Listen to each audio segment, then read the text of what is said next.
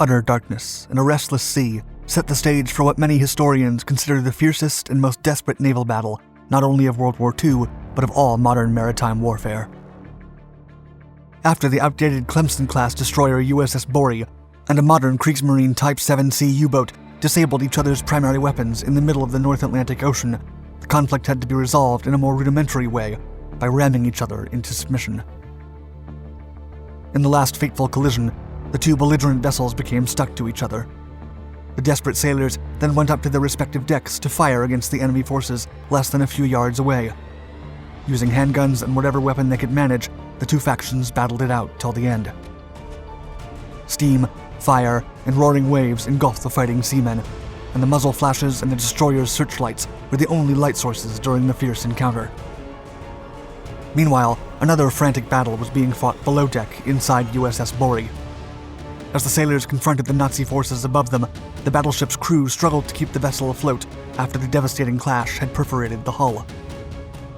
Time was running out, both ships were highly damaged, and the most savage skirmish continued for an hour until only one ship would be left standing.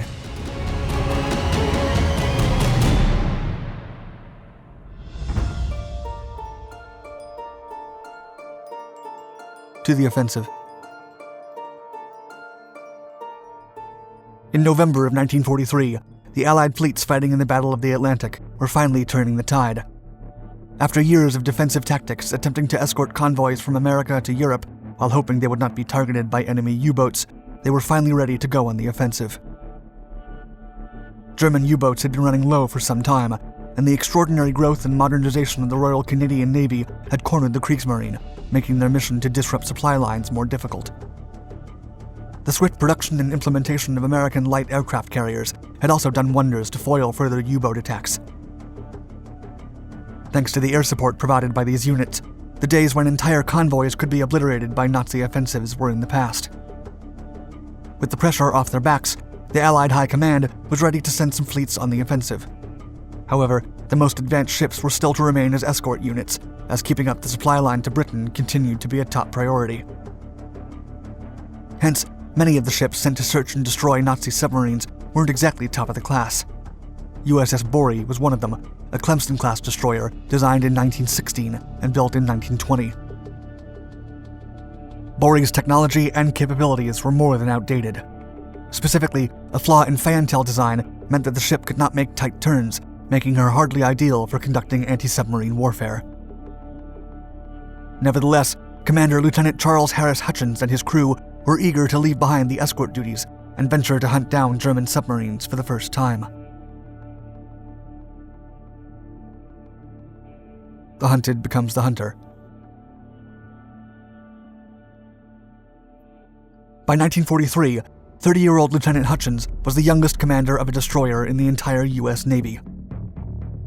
After successfully escorting a convoy to Casablanca in June of 1943, Borie was assigned to escort another convoy back west, spearheaded by a light aircraft carrier commanded by Captain Arnold J. Isbell.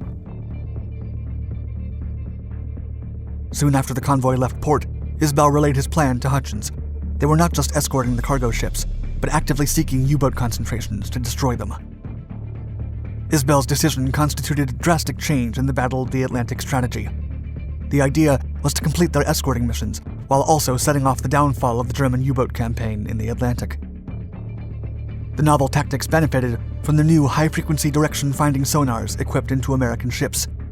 Nicknamed Huff Duff by the sailors, the new sonar system made the detection and identification of submarine groups more accurate and reliable. In addition, having broken the German Enigma code without them realizing it allowed Allied ships to intercept U-boat transmissions.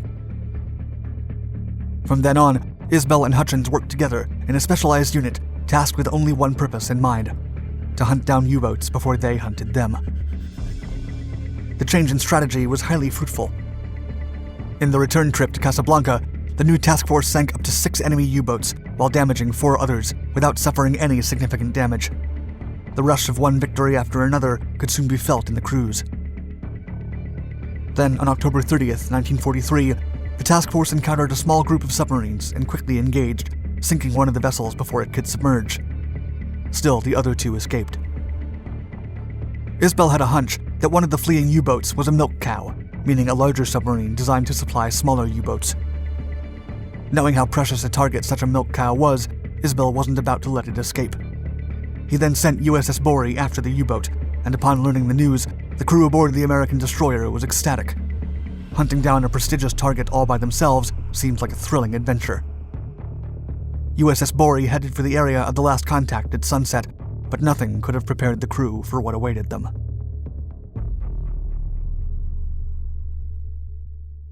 A battle for the ages.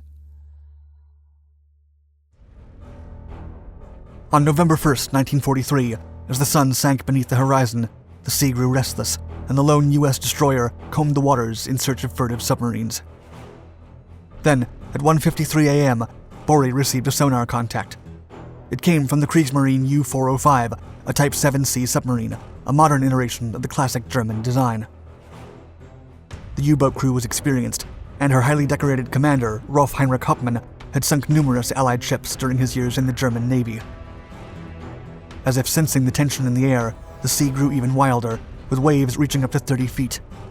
The American ship's deck was soaked, and visibility was limited by the restless sea and the night's darkness. Acting before the submarine could react, Borie dropped a set of depth charges. Still, an unfortunate malfunction caused all of her supply to fall simultaneously, leaving the ship without any other submergible explosives. The chain explosion below the waves lifted the destroyer and made the waters rage ferociously around the American ship. As daunting as the explosions were, the crew released a sigh of relief, thinking no submarine could survive the devastation.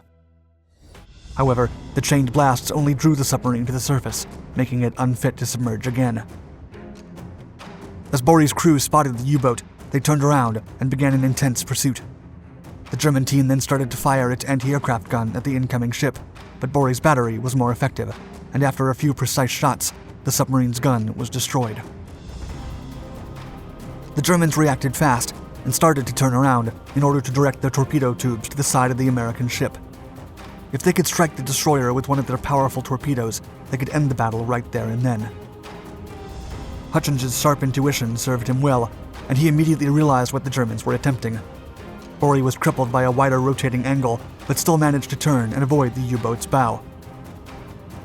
As the opportunity arose, Hutchins realized that the best chance to avoid the submarine's torpedoes was to ram her on the side and hopefully sink her in one mighty blow.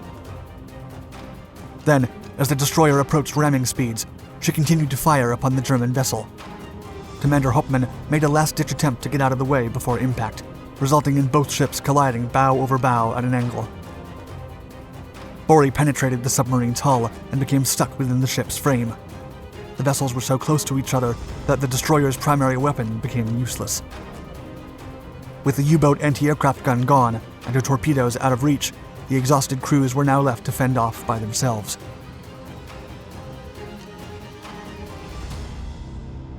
Warfare tactics. The noise of cracking steel, gunfire, and desperate shouting invaded the scene. The sailors used every weapon available to them to fight. Sidearms, pistols, and shotguns reversed in case of mutiny. Everything was fair game. It was also reported that the Germans used hand grenades, while a daring American sailor neutralized a Nazi soldier by throwing a knife. Even flare pistols were being fired between them. Meanwhile, another life-or-death struggle was taking place below the decks of the American destroyer. One of the submarine's diving tails had punctured Borie's hull during the impact, and the engine rooms quickly flooded.